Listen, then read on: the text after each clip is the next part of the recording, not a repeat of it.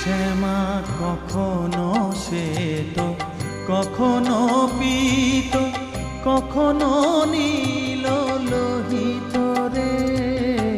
কখনো শ্বেত, কখনো পীত, কখনো নীল লোহিত রে।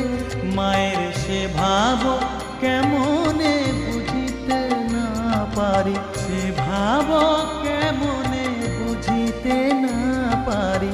ভাবিতে জন্ম গেল রে শ্যামা, মা কি আমার কালো।